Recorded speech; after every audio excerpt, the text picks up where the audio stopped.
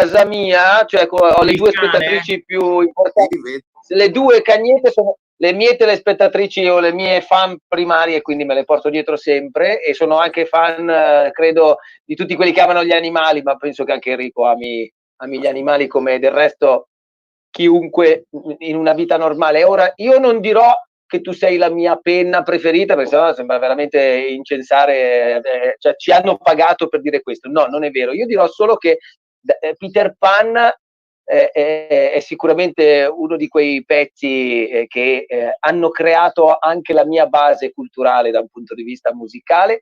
E quanto di Peter Pan c'è in te ancora oggi, però? Ma parecchio.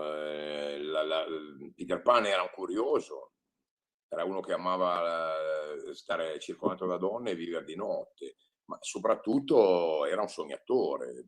Io credo che l'anima dell'uomo si alimenti, tanto più l'uomo tiene stretto il bambino che ha dentro.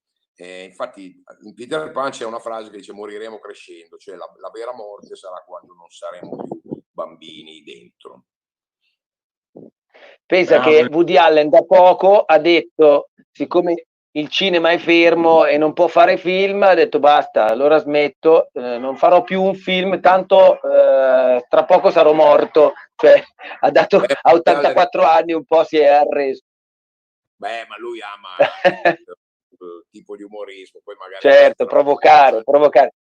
Paradossale. Chiudo, visto che io faccio la radio ancora oggi, scusa Pago se mi permetto di fare un'altra domanda, ma volevo capire come si trovasse in un mercato radiofonico che vede un po' oggi tutto ridotto a 2 minuti e mezzo, massimo 3 come minutaggio delle canzoni, a scrivere canzoni che debbano avere poi un peso specifico. Sono sparito, sono tornato. Mogol direbbe... Beh, naturalmente male. È un po' colpa di tutti, perché le case discografiche mandano alle radio una canzone dicendo passa quella. Le radio hanno la playlist spesso simile tra radio e radio. Infatti a me piacciono insomma quelle radio che vanno un po' per la loro strada.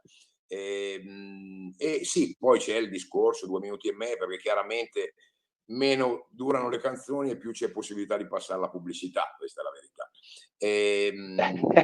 E poi l'altra cosa grave è che io sento molta musica dove capisco che questi in studio erano lì a dire metti sta tastiera, no questa no perché sennò in radio non va, cioè sento che c'è il disperato bisogno, desiderio di dire cagatemi, cioè passatemi per radio, e questo naturalmente abbassa la qualità, perché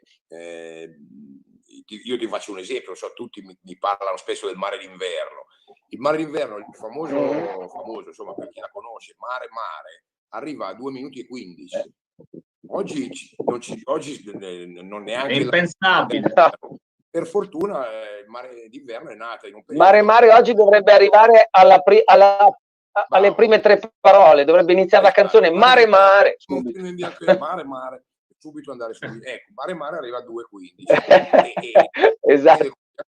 Altre canzoni, La Donna Cannone non mi sembra un pezzo nato per essere passato in radio, no. O La Cura di Battiato, o tanti altri capolavori. Per cui il problema è che rischiamo di perderci delle belle canzoni semplicemente perché non le ascoltiamo in radio. Le canzoni degli album le ascoltano solo i fan di quel cantante, e spesso ti capita di sentire album di altri dove dici caspita, questa canzone è bellissima, però probabilmente dura 4:20, non c'ha l'inciso, non c'è la batteria, chissà, ci sono dei fattori per i quali il cantante inevitabilmente ha deciso di non promuovere quella in radio perché non sarebbe andata bene. Certo.